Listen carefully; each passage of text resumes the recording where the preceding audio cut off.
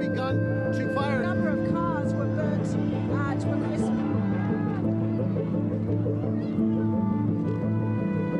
Quick check-in.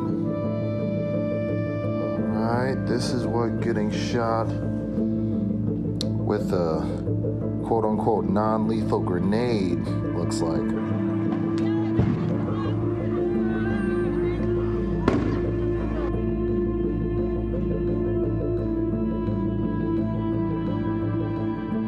We've been fired at with rubber bullets. My cameraman has been hit. We've also seen tear gas being used. Here we go, they're moving through again. This is exactly what it looks like. Exactly what it looks like. We're just staying safely.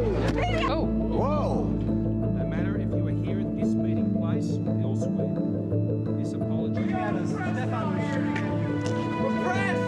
This is press, guys! Stop shooting at us! We're in the middle of an action!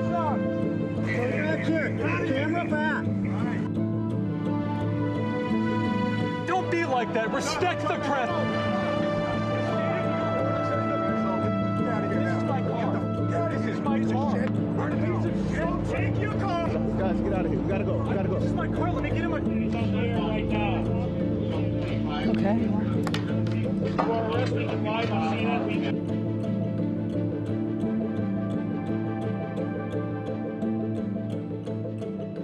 A few days ago, I called the fake news the enemy of the people, and they are. They are the enemy of the people.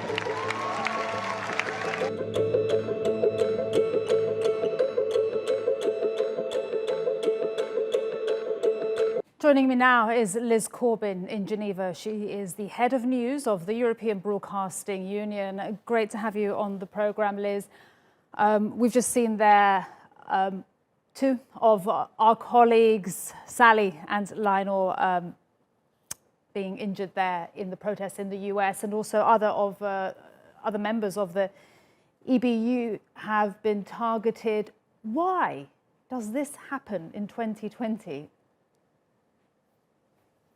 Well, what we saw there in that video was a really clear illustration of what's been so shocking and frankly surprising about what's been going on across many different cities in the US over the last week.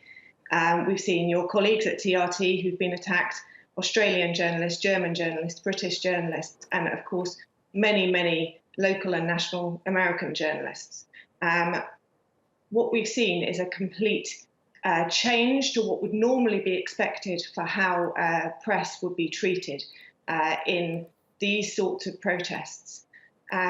Normally, in developed democracies with well-trained police and law enforcement agencies, you will see an understanding between the police and law enforcement and the journalists who've both been highly trained with how to deal with situations like this. It's incredibly important for the press to be able to be on that front line of those protests, essentially between the police and protesters. Freedom of the press means being able to see what's going on, to witness it, so that it can be shown to viewers and readers all over the world. And that means being up close to the action. But that means not being involved in the action. And that's what in the past has generally been an understanding around the practices at these sorts of events and incidents. And we have just seen a massive change in the last few weeks, over the last week, I'm sorry. And what do you attribute that to, Liz, that change for how the press is being treated now? It's very difficult to understand why we've seen this change. Some of the figures that you had in that report there were from the US Press Freedom Tracker. They said 125 incidents in 3 days. We're now up to more than 250 incidents. And often at events like this, you may see journalists getting caught up in trouble, but that's not just what we're seeing here. We are seeing journalists being caught in trouble, but we're also seeing them being directly targeted. And that's why I and the European Broadcasting Union have come out so strongly about this, because we are seeing a targeting of journalists. and that is inexplicable, it's unacceptable, and it's unlawful. And we just heard President Trump saying the fake media, the enemy of the people. How much does this language maybe contribute to the targeting and, as you said, the direct targeting of journalists?